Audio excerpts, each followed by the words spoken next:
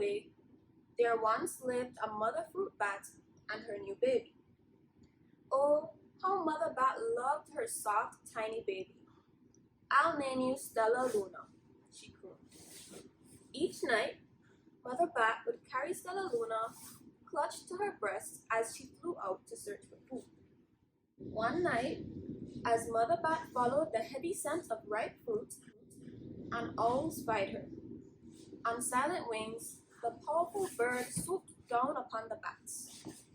Dodging and shrieking, Mother Bat tried to escape, but the owl struck again and again, knocking Stellaluna into the air. Her baby wings were as limp and useless as wet paper. Down, down she went, faster and faster, into the forest below. The dark, leafy tangle of branches caught Stellaluna as she fell. One twig was small enough for Stellaluna's tiny feet. Wrapping her wings about her, she clutched the thin branch, trembling with cold and fear. "Mother," Stellaluna squeaked, "where are you?" By daybreak, the baby bat could hold on no longer. Down, down again she dropped. Flump! Stellaluna landed headfirst in a soft, downy nest, startling the 3 baby birds who lived there. Stellaluna quickly clambered from the nest and hung out of sight below it. She listened to the babble of the 3 birds. "What was that?" cried Flap. "I don't know, but it's hanging by its tiny feet," chirped Flitter. "Shh! Here comes Mama," hissed Pip. Many, many times that day, Mama Bird flew away, always returning with food for her babies. Stellaluna was terribly hungry, but not for the crawly things Mama Bird brought. Finally, the little bat could bear it no longer. She climbed into the nest, closed her eyes, and opened her mouth. Plop! In dropped a big green grasshopper. Stellaluna learned to be like the birds. She stayed awake all day and slept at night. She ate bugs, even though they tasted awful. Her bat ways were quickly disappearing. Except for one thing, Stellaluna still liked to sleep hanging by her feet. Once, when Mama was away, the curious baby birds decided to try it too. When Mama Bird came home, she saw 8 tiny feet gripping the edge of the nest. "Eek!" she cried. "Get back up here this instant. You're going to fall and break your necks." The birds clambered back into the nest, but Mama Bird stopped Stellaluna. "You are teaching my children to do bad things. I will not let you back into this nest unless you promise to obey all the rules of this house." Stellaluna promised. She ate bugs without making faces. She slept in the nest at night, and she didn't hang by her feet. Stellaluna behaved as a good bird should. All the babies grew up quickly. Soon, the nest became crowded. Mama Bird told them it was time to learn to fly. One by one, Pip, Flitter, Flap, and Stellaluna jumped from the nest. Their wings worked. "I'm just like them," thought Stellaluna. "I can fly too." Pip, Flitter, and Flap landed gracefully on a branch. Stellaluna tried to do the same. How embarrassing! "I will fly all day," Stellaluna told herself. "Then no one will see how clumsy I am." The next day, Pip, Flitter, Flap, and Stellaluna went flying far from home. They flew for hours, exercising their new wings. "The sun is setting," warned Flitter. "They had better go home, or we will get lost in the dark," said Flap. But Stellaluna had flown far ahead and was nowhere to be seen. The three anxious birds went home without her. All alone, Stellaluna flew and flew until her wings ached and she dropped into a tree. I promised not to hang by my feet, Stellaluna sighed. So she hung by her thumbs and soon fell asleep. She didn't hear the soft sound of wings coming near. Hey, a loud voice said. Why are you hanging upside down? Stellaluna's eyes opened wide. She saw a most peculiar face. I'm not upside down. You are, Stellaluna said. Ah, but you are bats. Bats hang by their feet. You are hanging by your thumbs, so that makes you upside down. The creature said, I'm a bat. I am hanging by my feet. That makes me right side up. Stellaluna was confused.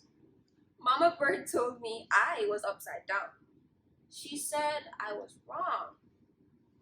Wrong for a bird, maybe, but not for a bat. You good, child?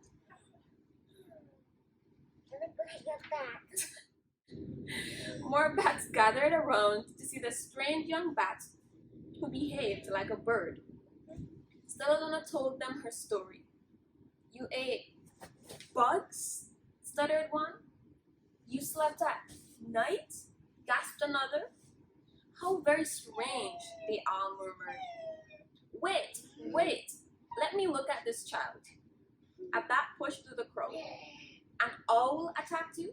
She asked. Sniffing Stellaluna's fur, she whispered, You are Stellaluna, my baby. You escaped the owl? Cried Stellaluna. You survived? Yes, said Mother Bat, as she wrapped her wings around Stellaluna.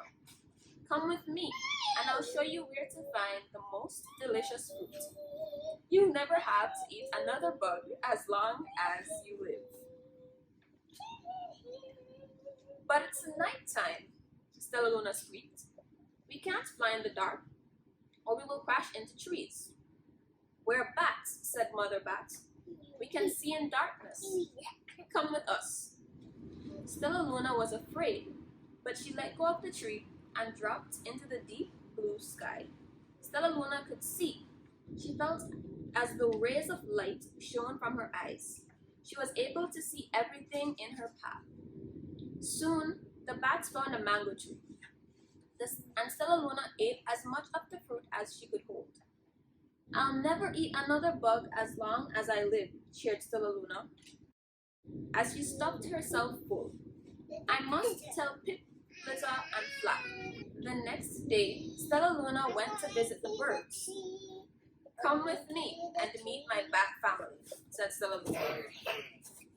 Okay, let's go, agreed Pip.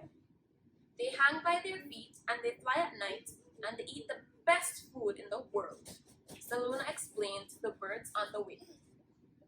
As the birds flew among the bats, Flap said, I feel upside down here. So the birds hung by their feet. Wait until dark, Stellaluna said excitedly. We will fly at night. When night came, Stellaluna flew away. Pip, Flitter, and Flap leaped from the tree to follow her. I can't see a thing, yelled Pip. Neither can I, howled Flitter. Aye, screamed Flap. They're going to crash, gasped Stellaluna. I must rescue them. Stellaluna swooped about, grabbing her friends in the ear. She lifted them to a tree, and the birds grasped a branch. Stellaluna hung from the limb above them. We're safe, said Stellaluna. Then she sighed. I wish you could see in the dark, too. We wish you could land on your feet, Flitter replied. Pip and Flap nodded. They perched in silence for a long time. How can we be so different and feel so much alike, mused Flitter. And how can we feel so different and be so much alike, wondered Pip. I think this is quite a mystery, Flap chirped. I agree, said Stellaluna, but we're friends, and that's a fact. The scientific name for bats is Chiroptera, handwing, because the skeleton that supports the wing is composed of the animal's hand and elongated finger bones. There are over 1,100 species of echolocating bats, and they live in every climate around the world except the polar zones. Many eat insects, while others feed on fish, amphibians, reptiles, and are the nectar and pollen of flowers. Contrary to myth, no bats are blind. However, not all bats echolocate. Most Old World fruit bats, like Stellaluna, instead use their keen vision and sense of smell to orient themselves and find their food. There are about 200 species of Old World fruit bats. The smallest have a wingspan of 11 inches. The largest have a wingspan of nearly 6 feet. Old World fruit bats generally have long muzzles, large eyes, pointy ears, and furry bodies, which is why they are often called flying foxes. They live in tropical and subtropical climates that provide year-round supplies of their favorite fruits, flowers, and nectar.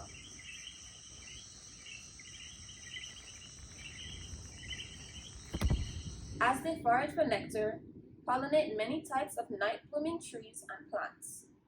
Others eat whole fruits, seeds and all, and distribute the seeds over the forest floor in their droppings. In these ways, bats are very important to the regeneration of tropical forests.